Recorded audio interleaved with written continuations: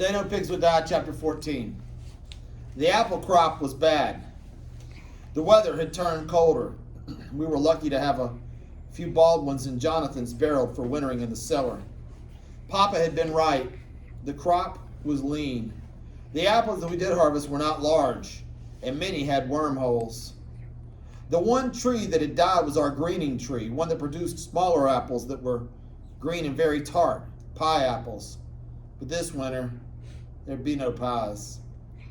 Twice, Papa had seen a buck and several doe upon the ridge, but each time he got the shotgun and slug shells ready, the deer were gone.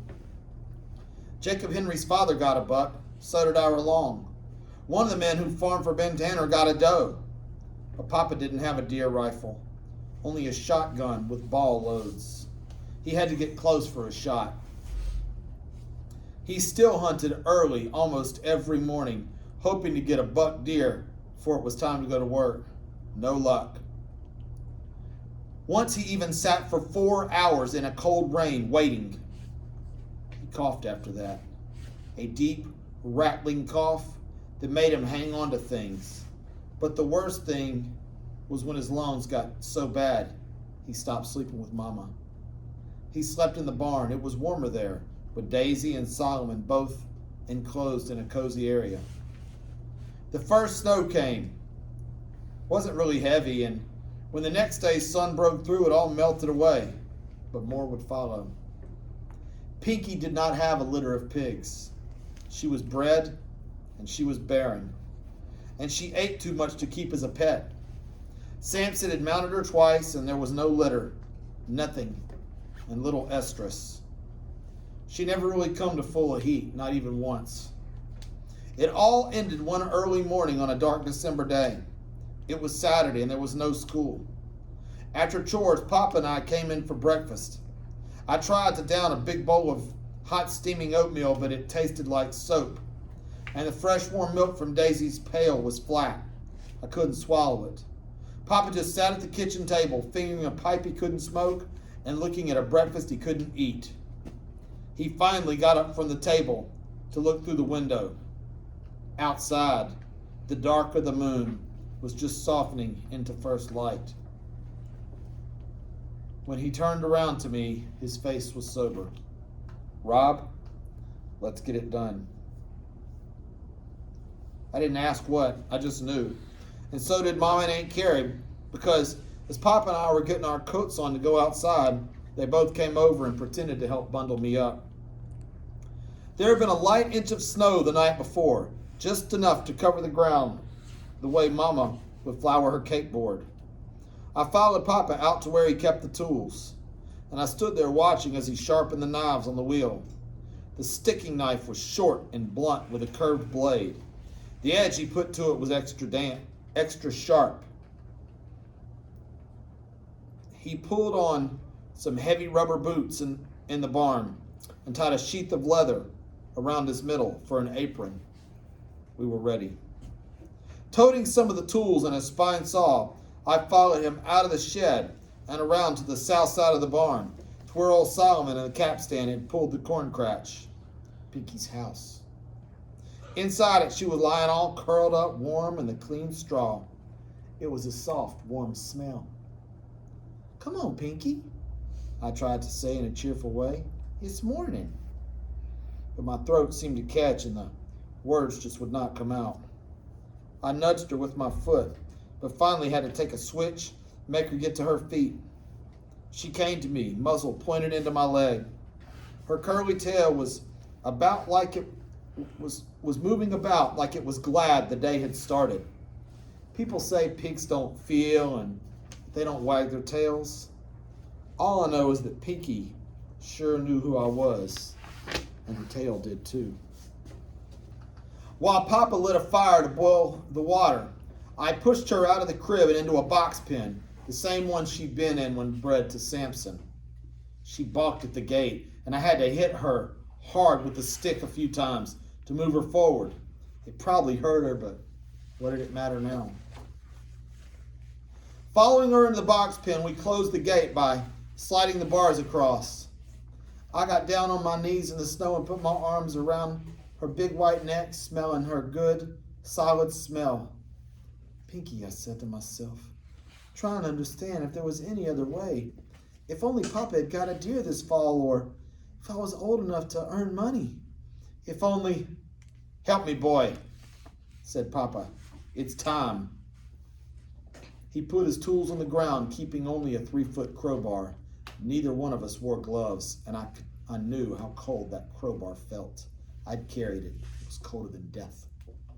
Back away, he said. Papa? I said. I don't think I can. It's not the issue, Rob. We have to. Standing up, I moved away from Pinky as Papa went to her head. She just stood there in the fresh snow, looking at my feet. I saw Papa get a grip on the crowbar and raise it over his head. It was then I closed my eyes and my mouth opened like I wanted to scream for her. I waited. I waited to hear the noise that I finally heard.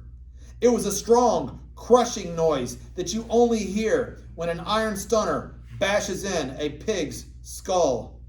I hated Papa that moment. I hated him for killing her. Hated him for every pig he had ever killed in his lifetime. For hundreds and hundreds of butchered hogs. Hurry, he said. I opened my eyes and went to her. She was down in the snow, moving, breathing, but down. I helped roll her over on her back, standing astride her and holding her 2 forelegs straight up in the air. With his left hand, Papa pushed her chin down so that the top of her snout touched the ground.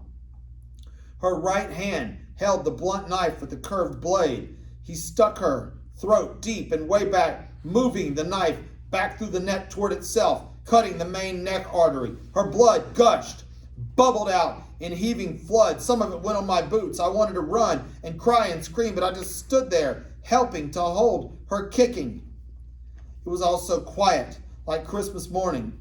As Papa continued to draw the pork, I held the feet firm and up. The blood was still pumping out of her, and the ground beneath our feet was spotted with hot pig blood, steaming on the cold snow. Between my ankles, I could feel her body quiver in death.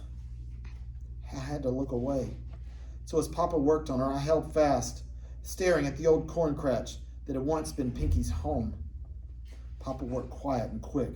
The guts got drawn out and were there on the ground in a hot, misty mass.